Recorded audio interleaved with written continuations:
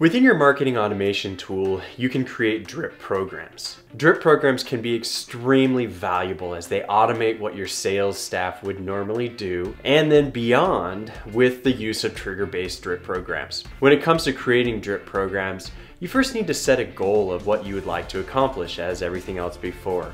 Launch a product, more leads, more renewals, more nurturing, more qualifying, etc.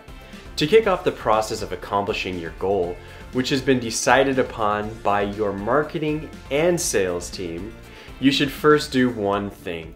Talk to your highest performing salesman about whatever goal they're trying to accomplish. Reconnect with a cold lead, follow up from an event, find the right person to talk to, nurture, etc. Ask them the following questions. How have you accomplished this goal in the past? What steps did you take to accomplish this goal? Email, phone, social engagement, etc. What communications did you use? Get a copy of their written emails. Get a script of their phone calls. What was the cadence of your communications? How many total communications did you send out? After you have the answers to those questions, create to the best of your ability exactly the same thing what your highest performing salesman did. You don't have to invent something completely new. In fact, your sales teams have been testing messaging and cadence for you for years. Find out what they're sending and automate it. They will love you for it. Here are drip program ideas you can actually implement. Specific topic drip programs. Contextually ask if a user would like to learn more about a specific topic they're browsing on your website or blog. Click their email, then send a series of 4 to 5 emails with content on the specific topic over a 2-week period. Website URL visit drip program. Configured to send information or attempt to get sales conversation going when a specific URL is visited. No contact warm lead drip program. This is for leads that your sales team couldn't connect with after requesting a quote or requesting to speak with a specialist. The drip program simply reminds them who you are, attempts to follow up using same messaging a regular salesman would send on getting an appointment for the specific request the lead had in the first place. No contact cold lead drip program. Because you haven't been in touch with this lead and it's been some time since their original request, your approach should be very different from the warm lead approach. Here's the strategy. You start specific about their initial interest in your company. Then you expand from there into more and more general topics. For example, speak about specific product, then product line, then category, then summarize all the categories in an overview bulleted list. Then offer valuable content if still no luck. New customer onboarding drip program. Introduce them to your product resources, blog, learning center, maybe your knowledge base, and support team. Identify questions that most new customers ask and answer them in the form of a drip program. Blog subscription onboarding drip program. Add new subscribers to a suppression list from your regular blog. Identify 6 of your most successful blog posts and send them to your new subscribers first. Then take them off the suppression list. Cross-sell. Figure out which products have the highest probability of selling together according to purchases from data research. Prompt prospects to learn more about those other products. Upsell. Identify patterns in your customers who purchase the most expensive packages from you and create a program targeting similar customers to get them to upgrade. 30, 60, 90-day drip.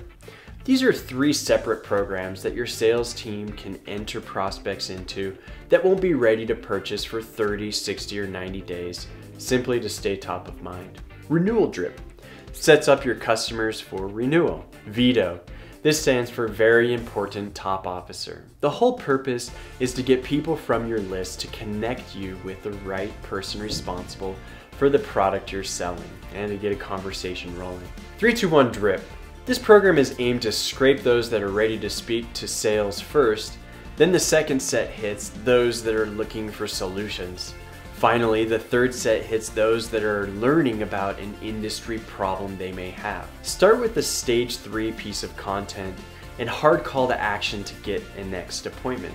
Next, hit them with stage 2 demo of why your product helps businesses just like theirs, Finally, hit them with a high-level stage 1 educational piece of content and generally state that you'd love to be a resource. Free trial drip program.